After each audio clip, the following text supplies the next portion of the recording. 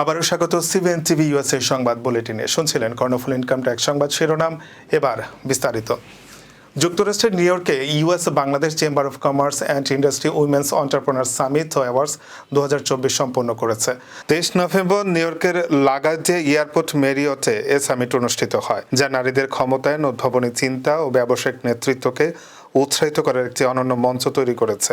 শেখ ফরহাদ ও মিলি এ ভুইয়ার পরিচালনায় সামিট অ্যাওয়ার্ডসের বিভিন্ন সেশনে বক্তব্য দেন নিউ ইয়র্কের বাংলাদেশ কনসুলেট জেনারেলের deputy consul general Nazbul Hasan, Empire State ডেভেলপমেন্টের নির্বাহী উপদেষ্টা জ্যানি লো, ইউএসবিসিসিআই এর প্রেসিডেন্ট মোহাম্মদ লিটন আহমেদ। অনুষ্ঠানে মোহাম্মদ লিটন আহমেদ বলেন, ইউএসবিসিসিআই উইমেন্স এন্টারপ্রেনার সামিট ও অ্যাওয়ার্ডস 2024 একটি অসাধারণ উদ্যোগ, যা নারী নেতৃত্ব উদ্ভাবনের নতুন দিগন্ত উন্মোচন করেছে। ইভেন্টটি শুধু নারীদের ক্ষমতায় নয়, বরং তাদের উদ্যোগ ও উদ্ভাবনী ক্ষমতাকে সামনে নিয়ে আসার একটি শক্তিশালী প্ল্যাটফর্ম হিসেবে কাজ করেছে।